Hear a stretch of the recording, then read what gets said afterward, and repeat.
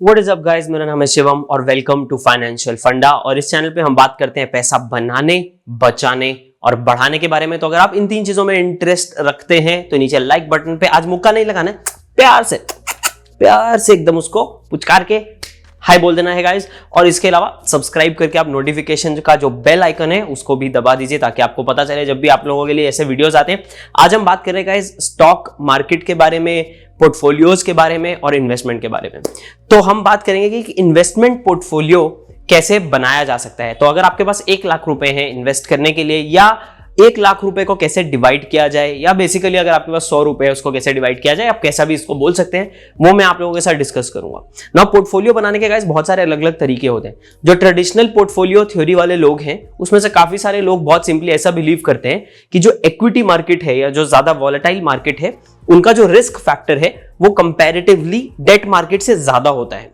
तो हम डायरेक्टली ऐसा बोलें कि यार इसका रिस्क ज्यादा है तो इसको कम कर दो, इसको ज्यादा कर दो, ऐसा नहीं करना चाहिए। हमें अकॉर्डिंगली वेटेज देखनी चाहिए। पर मैक्सिमम जो ट्रेडिशनल थ्योरीज हैं उसमें से काफी ज्यादा पॉपुलर जो थ्योरी है वो ऐसी है कि आपकी जो उम्र है, आपकी जो एज है, उसको 100 में से माइनस कर दो। तो फॉर एग्जाम्पल मैं 28 हूं, राइट। अगर मैं मेरी एज को 100 में से माइनस करूं तो मेरे पास एक नंबर आता है, उसका नंबर क्या है? वो नंबर है 72। तो 72% of my portfolio should be in equity and volatile assets. Traditionally वो लोग इक्विटी की बात करते हैं, बट हम लोग इस पोर्टफोलियो में क्रिप्टो की भी बात करेंगे क्योंकि क्रिप्टो एक मेजर एसेट क्लास बनता जा रहा है धीरे धीरे। तो आई थिंक रिस्क ज्यादा है, वॉलेटिलिटी ज्यादा है, बट वो भी एक एक्सपोजर अगर आप ले सको तो बहुत ही अच्छी बात है। नहीं ले सको तो उस पैसे को हम इक्विटी में भी मूव कर सकते हैं, ऐसा कोई प्रॉब्लम नहीं है। आप में से बहुत सारे लोग क्रिप्टो में हैं बट बहुत सारे लोग क्रिप्टो में नहीं हैं। तो मैं दोनों के एंड से आप लोगों को ये बताऊंगा कि ये पोर्टफोलियो कैसे बनाया जा सकता है। तो एज एन एग्जांपल हम 1 लाख रुपए की बात करते हैं। Now of course this is not financial advice. आप जो पोर्टफोलियो बना रहे हैं उसको सोच समझ के रिसर्च करके बनाएं, ठीक है। और ये पोर्टफोलियो जो है लॉन्ग टर्म होल्डिंग के लिए है। ये पोर्टफोलियो ऐसा नहीं है कि कल सुबह ट्रेडिंग करनी है, ठीक है। ये ट्रेडिंग पोर्टफोलियो बिल्कुल भी नहीं है। This is going to be a long term hodl hold, जो भी आप इसको बोलना चाहे, उस तरह का पोर्टफोलियो। तो गाइस पहले हम इस सैंपल पोर्टफोलियो में बात कर लेते हैं छोटी आइटम्स की। तो 3 छोटी आइटम्स हैं जिनको 10% ईच का हमने जो है लेवल दिया है। तो अगर आप 1 लाख रुपया लगा रहे हो तो 10,000, 10,000, 10,000। तो क्या क्या ये है? पहली बात जो ये पहले हैं वो है कैश या फिर लिक्विड फंड्स। अभी कैश आप होल्ड कर रहे हो तो आपको पता है कैश है, राइट। ये क्यों होल्ड करना है हमें? ताकि जब मार्केट डिप हो हमारे पास एक बाइंग कैपेसिटी हो। तो ये 10% का कैश हमें हमेशा एक तरह से मेंटेन करना अच्छा है। चाहे आप इसको पोर्टफोलियो में गिनो, चाहे आप अपने बैंक के सेविंग अकाउंट में गिनो, आपके ऊपर है, ठीक है। बट ये 10% आपके पोर्टफोलियो का minimum at any time, minimum आपके पास कैश तैयार होना चाहिए मार्केट गिरने पे। अच्छे कंपनीज, अच्छे कॉइन्स, अच्छे प्रोजेक्ट्स, अच्छे म्यूचुअल फंड्स वहां पे इन्वेस्ट करने का। सेकेंड चीज 10% कौन सा आ जाता है? जो नेक्स्ट 10% आ जाता है गाइस वो आ जाता है कमोडिटीज। ये कमोडिटीज को हम हेज भी बोलते हैं। तो ये कमोडिटीज में क्या आ गया? गोल्ड, सिल्वर, ये 2-3 आइटम है। इस तरह के 2 आइटम आ गए। Mainly usually people go for gold. Silver is also very important industrial metal, मतलब इंडस्ट्रीज में बहुत ज्यादा यूज होता है। और सिल्वर का भी जो काउंट है दुनिया में वो कम है, एंड सिल्वर की जो यूटिलिटी है वो गोल्ड से ज्यादा है। अगर वैसे देखा जाए इंडस्ट्रीज में, mobile phone industry, electronics industry, right, तो वहां पे सिल्वर की डिमांड बहुत ज्यादा है। तो लॉन्ग टर्म में सिल्वर आल्सो हैज पोटेंशियल। तो गोल्ड और सिल्वर में आप डिवाइड कर सकते हैं। बट अगर आप बहुत सिंपली इसको करना चाहते हैं, जैसे आप गूगल पे के थ्रू गोल्ड कर रहे हैं या कोई भी आप ऐसा इन्वेस्टमेंट पोर्टफोलियो यूज कर रहे हैं जहां पे आप गोल्ड ETF में लगाना चाहते हैं, गोल्ड इज वन थिंग जहां पे मेरे हिसाब से 5 से 10%, बट इस पोर्टफोलियो में हम 10% रख रहे हैं ताकि थोड़ी जो पोर्टफोलियो में स्टेबिलिटी है वो बनी रहे। नेक्स्ट 10% गाइस जिसकी बात करते हैं वो आता है क्रिप्टो में। अभी क्रिप्टो में लोग घुसते हैं और लोग देखते हैं 1000x कॉइन, बट वो हम यहां पे नहीं करना चाहते। हम चाहते हैं एक स्टेबल, अच्छा लॉन्ग टर्म पोर्टफोलियो। तो क्रिप्टो में प्रेफरेंस टॉप 3 या 4 को ही आप दें। अब टॉप 3 में एक स्टेबल कॉइन भी आ जाता है तो उसका प्राइस हमेशा सेम रहता है, $1 के इक्वल रहता है, तो वो थोड़ा सा ध्यान दें। हाउएवर अगर हम बात करें बिटकॉइन और इथेरियम, ये 2 मेन जो प्रोजेक्ट्स हैं क्रिप्टो की दुनिया में, मेन प्रोजेक्ट्स हैं, तो आप 10% चाहे उसको आप 50-50 या 40-60 करके भी लॉन्ग टर्म के लिए यहां पे आप रखने के बारे में सोच सकते हैं। अगेन इस क्रिप्टो में स्पेशली अपना रिसर्च करना बहुत इंपॉर्टेंट है। तो रैंडम कॉइन्स, रैंडम प्रोजेक्ट्स जैसे स्मॉल कैप पेनी स्टॉक्स होते हैं ना, कोई नया खड़ा हो गया, क्योंकि स्टॉक्स में फिर भी एक रेगुलेशन है, क्रिप्टो में वो रेगुलेशन नहीं है। तो इसलिए हम छोटा परसेंटेज दे रहे हैं नॉर्मली अपने पोर्टफोलियो का क्रिप्टो को, क्योंकि बहुत ही ज्यादा वॉलेटाइल है और क्रिप्टो में कुछ भी होता है, राइट। तो अगर आप वो फील्ड में नहीं हो, आप सारा दिन क्रिप्टो में क्या चल रहा है, कौन क्या करता है, किसका क्या प्रोजेक्ट है, वो सब नहीं कर सकते, देन 10% इज फाइन। तो इसको मेनली आप चाहे तो पूरा 10% सिर्फ बिटकॉइन में भी, मुझे मालूम है बहुत सारे लोग जो ऐसा करते हैं, which is comparatively safer than investing into कोई भी नया ऐसा डोज वगैरह ऐसा टाइप का कोई कॉइन आ गया तो ये 3 अपना डिसाइड हो गया। 10% कैश, 10% कमोडिटीज, 10% क्रिप्टो। बचा अपने पास कितना? 80%, राइट? नहीं sorry 70%, my bad, maths number 1 है मेरा। तो उसमें से हम पहले बात करते हैं 20% की, ठीक है? वो 20% जो हम लगाएंगे वो बॉन्ड या डेट फंड्स में लगाएंगे। अभी उसको आप चाहे बॉन्ड्स ले सकते हो, अगर आप स्टॉक मार्केट कोई भी आप स्टॉक मार्केट वाला आप यूज करते हो ऐप, यार काइट है, जेरोदा का, ऐसा कुछ भी आप यूज करते हो, तो उसमें आपको बॉन्ड्स लेने का ऑप्शन होता है, राइट? एंड मैं इसमें सॉवरेन गोल्ड बॉन्ड्स की बात नहीं कर रहा हूं, गोल्ड हमने गोल्ड वाले में डाल दिया, ठीक है? इसमें बॉन्ड्स की बात कर रहा हूं, चाहे वो कॉर्पोरेट बॉन्ड्स हैं चाहे government bonds. What you can do in this case, मेरे हिसाब से बॉन्ड्स में भी कॉर्पोरेट बॉन्ड्स जो है वो कभी कभी सेफ नहीं होते। As an example DHFL, right? वहां पे पैसा अटकेगा। तो उस केस में इंपॉर्टेंट क्या आ जाता है कि हम बॉन्ड्स भी इस तरह से चूज करें जो कंपैरेटिवली सेफ है। तो कॉर्पोरेट बॉन्ड्स बहुत सारे लोग प्रेफर करते हैं। आई डोंट, अगर मैं बॉन्ड्स में पैसा डाल रहा हूं तो मैं सेफ्टी के लिए डाल रहा हूं, right? I want consistent income उस बॉन्ड से, जो भी उसका मेरे पास यील्ड है, वो बॉन्ड का यील्ड परसेंटेज मेरे पास आना चाहिए, पर मुझे इनकम कंसिस्टेंट चाहिए उस बॉन्ड से, राइट? तो वो इनकम के लिए मैं क्या करूंगा, मैं ट्राई करूंगा कि मैं गवर्नमेंट एंटिटीज के जो बॉन्ड है, SBI का बॉन्ड है, 11,000 का फेस वैल्यू चलता है, अभी आप उसका देख सकते हो कि क्या प्राइस चल रहा है मार्केट में, 11 या 10,000 का face value, I have to check it. SBI के बॉन्ड्स हैं, NHA है जो नेशनल हाईवे अथॉरिटी है, रेलवेज वालों के बॉन्ड्स हैं, एंड उसमें से बहुत सारे बॉन्ड्स आपको टैक्स फ्री मिल जाएंगे। तो उसके ऊपर का जो इंटरेस्ट आपको मिल रहा है और जो फाइनली जब आप बॉन्ड को रिडीम करते हो तब जो आपको पेमेंट मिलता है वो सारा फिर टैक्स फ्री होता है। तो वो आप चेकआउट कर सकते हो कि कौन से टैक्स फ्री बॉन्ड्स हैं। गवर्नमेंट के बॉन्ड्स मेरे हिसाब से यार like most kind of safer and पे, क्योंकि कुछ भी हो जाए गवर्नमेंट आपको वो पैसा देगी ही देगी। तो वो एक इंपॉर्टेंट चीज आ जाती है, हमें देखना है कि बॉन्ड्स में अगर हम सेफ्टी के लिए कर रहे हैं, that 20% can go into bonds, और एल्स अगर आप इसका म्यूचुअल फंड रूट लेना चाहते हो तो फिर डेट वाले जो है म्यूचुअल फंड्स हैं। बट इसके अलावा उसमें भी आप एक और एडिशनल लेयर ऑफ सिक्योरिटी चाहते हो कि गवर्नमेंट बॉन्ड में करना है, तो there are government bond funds या गवर्नमेंट सिक्योरिटी फंड्स, वो भी आप चेकआउट कर सकते हो। अलग अलग कंपनीज के अलग अलग फंड्स हैं। आप इसमें ET मनी यूज कर रहे हो या क्या यूज कर रहे हो? मैं पर्सनली ET मनी यूज करता हूँ, पेटीएम भी यूज करता हूँ, तो आपके ऊपर डिपेंड करता है आप पेटीएम मनी यूज कर रहे हो, ET मनी यूज कर रहे हो, वहां पे आपको ये सारे फंड्स मिल जाएंगे। तो वहां पे गवर्नमेंट सिक्योरिटीज का जो फंड है that works. I guess IDFC वालों का भी है, I would not be surprised अगर SDFC का भी यहाँ पे एक फंड हो तो।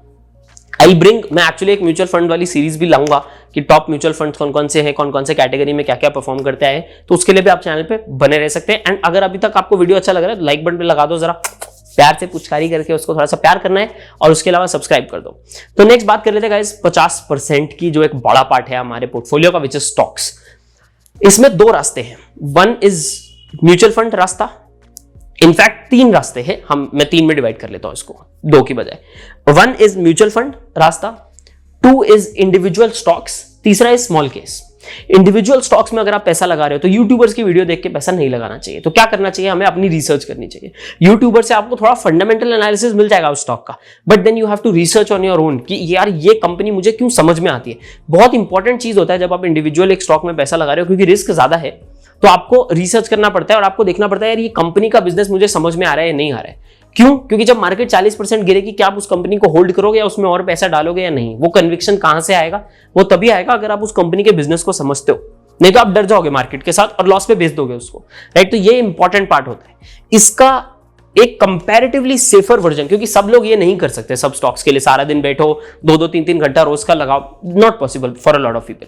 तो उसका जो दूसरा रास्ता आ जाता है वो आ जाता है स्मॉल केस या म्यूचुअल फंड्स का, ठीक है? अब म्यूचुअल फंड्स की जहां तक बात की जाए, म्यूचुअल फंड्स में मैं ETF भी घुसा देता हूं पहले। तो म्यूचुअल फंड्स में एक आता है इंडेक्स फंड्स और इस तरफ आते हैं ETF। तो इंडेक्स फंड और ETF सेम कैटेगरी में मैं क्यों ले रहा हूं? क्योंकि उसमें आप ऐसा कर सकते हो कि इंडिया के टॉप 50 कंपनीज जो भी हैं, जिसको हम निफ्टी 50 म्यूचुअल फंड बोल सकते हैं, इंडेक्स फंड में आपको मिल जाएगा निफ्टी 50, निफ्टी नेक्स्ट 50।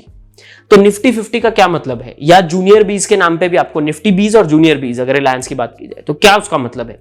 तो निफ्टी 50 या निफ्टी बीज का मतलब है इंडिया की टॉप 50 कंपनीज, जो भी वो कंपनीज हैं, उस कंपनी में ऑटोमेटिकली आपका पैसा डिवाइड हो जाएगा उस रेशो के हिसाब से। किस रेशो के हिसाब से? मार्केट कैप के हिसाब से होता है यूजुअली। तो उसमें क्या होगा, मान लो एक कंपनी 52 नंबर पे है, वो 52 से 49 आती है और 49 वाली निकल जाती है, तो वो अपने आप ही रोबोटिकली अपने आप उसको वहां पे पैसा अलॉट हो जाएगा। आपको कुछ नहीं करना है, आपको सिर्फ उस इंडेक्स फंड में या उस ETF में पैसा लगाना है। इसका फायदा क्या है, क्योंकि ये रोबोट और एल्गोरिदम मेंटेन्ड होते हैं, इसकी वजह से इनका जो मैनेजेरियल फी होता है वो बहुत ही ज्यादा कम होता है, मतलब easily under 1%, at points under, at times even under 0.5%, which is great. क्योंकि अगर हम सालों साल और लाखों के पोर्टफोलियो की बात करें तो आप लाखों रुपया फी में दे जाते हो, तो म्यूचुअल फंड से एक थोड़ा बेटर ऑप्शन मेरे हिसाब से ये आ जाता है। हाउएवर इंडिया में बहुत सारे म्यूचुअल फंड्स हैं जो मार्केट से बेटर परफॉर्म करते हैं, क्योंकि निफ्टी 50 और निफ्टी नेक्स्ट 50 क्या है, नंबर 51 से नंबर 100 कंपनी है, ये आपको मार्केट का रिटर्न देंगे। ये 100 जो हैं ये आपको मार्केट रिटर्न देंगे। निफ्टी 50 आपको टॉप 50 का रिटर्न देगा, जो यूजुअली पूरी मार्केट ही ड्राइव करती हैं। टॉप 50 कंपनीज यूजुअली पूरा मार्केट ड्राइव करती हैं अगर देखा जाए तो अगर आप थोड़ा बेटर रिटर्न चाहते हो, बट थोड़ी वॉलेटिलिटी भी आ जाएगी मार्केट आप में, अगर आप सालों साल करना चाहते हो, for example in case of my parents, तो मेरे पेरेंट्स का जो चलता है वो इंडेक्स फंड्स पे चलता है मेनली, ठीक है। एंड उसके पीछे यही रीजन है कि यार उनका पैसा इंपॉर्टेंट है, राइट। एंड जब मेरे पेरेंट्स अभी रिटायरमेंट एज की तरफ आ रहे हैं, तो आई डोंट वांट कि उनका पोर्टफोलियो इतना वॉलेटाइल हो, राइट। अभी रिटायरमेंट आने वाली है, रिटायरमेंट के टाइम पे 40% पोर्टफोलियो डाउन हो गया, ये क्या मतलब, बदतमीजी है ना फिर तो वो हमें चाहिए नहीं, राइट। तो हमें चाहिए थोड़ी कंपैरेटिवली स्टेबिलिटी। एंड जैसे जैसे उनका एज रिटायरमेंट के पास आता जाएगा, बॉन्ड्स वाला और डेट वाला परसेंटेज उनके पोर्टफोलियो में बढ़ता जाएगा एंड स्टॉक्स वाला कम होता जाएगा। इस तरह से वो पोर्टफोलियो बिल्ड किया जाता है। This is in my case, आप आपका रिसर्च करके प्लान कर सकते हो, बट ये मैं मेरे पेरेंट्स की बात कर रहा हूँ, राइट। मेरे केस में बिल्कुल उल्टा है, मेरे केस में बॉन्ड्स है ही नहीं, ठीक है। मैं कभी कभी एक दो थोड़े बहुत बॉन्ड्स होल्ड कर लेता हूँ अगर करने का मन होता है, यूजुअली आई डोंट, ठीक है। So coming back to the Nifty 50 वाला और वो ETF इंडेक्स फंड्स वाला पार्ट। दूसरा तरीका होता है म्यूचुअल फंड्स। अभी म्यूचुअल फंड्स में इक्विटी म्यूचुअल फंड्स जो आ जाते हैं वो आप यूज कर सकते हो। इक्विटी म्यूचुअल फंड्स में आपको बहुत सारे अलग अलग मिल जाएंगे, कोई ब्लू चिप फंड होता है, कोई स्मॉल कैप फंड होता है, कोई मिड कैप फंड होता है, राइट। तो उसमें अगर हम इक्विटी में म्यूचुअल फंड्स की बात की जाए तो उसमें भी स्मॉल कैप फंड्स में कम से कम परसेंटेज होना चाहिए। तो ये 50% का 10 या 20% आप स्मॉल कैप्स में लगाओ, बाकी का सारा मिड और लार्ज कैप में लगाओ। चाहे तो इस 50% को अगर आप ज्यादा रिस्क लेना चाहते हो तो इसको 3 पार्ट में डिवाइड कर लो। जो ब्लू चिप आ गए, large cap, mid cap, small cap, ऐसा भी आप कर सकते हो। ये सब पे मैं इंडिविजुअली भी वीडियोस बनाने वाला हूं आने वाले टाइम में, बट मैं आपको ओवरऑल आइडिया दे रहा हूं, मैं आधे में नहीं छोड़ रहा हूं। ये वीडियो लंबा हो जाएगा बट इट इज फाइन। तीसरी जो कैटेगरी आ जाती है इसमें, बाय द वे सबसे रिलेटेड आपका कोई भी क्वेश्चन होगा तो उसको कमेंट में प्लीज छोड़ दें, उसको पूछना मत भूलें, बिल्कुल भी शर्माएं मत, क्योंकि ये चीजें इंपॉर्टेंट होती हैं। अगर आपको कोई भी डाउट है कहीं पे भी, तो गलत करने से बेटर है क्वेश्चन पूछ लिया जाए। तीसरी चीज आ जाती है स्मॉल केस। तो स्मॉल केस आपके लिए क्या करता है, स्मॉल केस जो है आपके लिए एक स्टॉक्स का पोर्टफोलियो ही तैयार करता है, ठीक है। स्मॉल केस वालों का भी कुछ फी होता है थोड़ा थोड़ा, डिपेंडिंग ऑन वो कौन सा स्मॉल केस है, क्या है। मेरे हिसाब से बहुत सारे लोगों के लिए बेस्ट तरीका है स्मॉल केस इन्वेस्टिंग। उसमें भी आपको अलग अलग पोर्टफोलियोज मिल जाएंगे। जैसे ऑल वेदर इन्वेस्टिंग वाला जो स्मॉल केस है वो आपका टॉप 100 कंपनीज और गोल्ड में अपने आप कर देता है डिवाइड करके, राइट। जो मैं पूरा आपको बता रहा हूं वो सब कुछ करने की आपको जरूरत नहीं पड़ती, क्योंकि वो ETF लेता है, वो ETF में डाल देता है वो। तो पर उसके अलावा स्मॉल केसेस ऐसे डिजाइंड होते हैं कि उसमें इंडिविजुअल कंपनियां अलग अलग क्राइटेरिया के हिसाब से पेयर की होती हैं। For example technology sector tracker small case, तो वो टेक्नोलॉजी सेक्टर में जो मेन कंपनीज हैं उनमें आपका पैसा डालेगा। तो ये एक स्मॉल केस भी बहुत ही अच्छा तरीका है। तो अगर आप स्टॉक्स में इन्वेस्ट करना चाहते हो and 50% of your portfolio you want to put it into stocks, तो उसको आप स्मॉल केस में भी डिवाइड कर सकते हो, एंड चाहे तो 2 या 3 स्मॉल केसेस में भी उसको डिवाइड कर सकते हो, रादर देन कि सिर्फ एक ही लिया। तो उसमें डिविडेंड एरिस्टोक्रेट्स नाम का एक पोर्टफोलियो है, एक स्मॉल केस है जो अच्छा है। उसके अलावा और 2-3 है।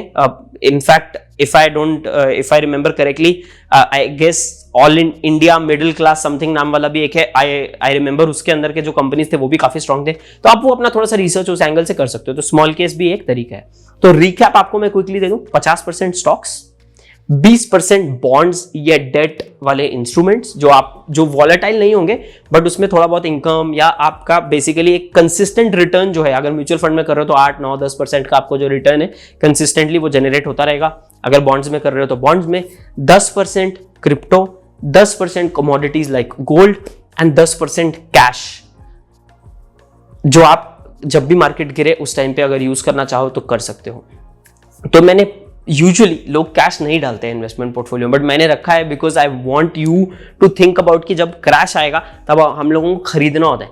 कैश क्रैश आने पे हमें बेचना नहीं होता है लॉन्ग टर्म पोर्टफोलियोज में, क्योंकि हम 30, 40, 50 साल की बात कर रहे हैं। बेचना is a mistake guys, specially बड़े बड़े लॉसेस पे। मेरे हिसाब से अगर आपके कंपनीज अच्छे हैं, आपने पोर्टफोलियो अच्छे से डिजाइन किया, you should be buying more in a crash, right. So this is it guys, ये था आज का वीडियो। आपको ये अच्छा लगा हो। इसके अलावा अगर आप कोई स्ट्रक्चर ऑलरेडी खुद फॉलो कर रहे हैं या कोई और स्ट्रक्चर आपको पता है जो आपको लगता है कि आप मेरे साथ शेयर करो एंड बाकी के लोगों के साथ शेयर करो इस चैनल पे, उनको नीचे कमेंट में छोड़ सकते हो guys. I would be very very happy to read वो वाला structure as well. And as always आपके क्वेश्चंस नीचे, एंड लाइक बटन आज मुक्का नहीं मारेंगे, आज प्यार करेंगे लाइक बटन को, क्योंकि मार्केट थोड़ी है जो डाउन चल रही है गाइस।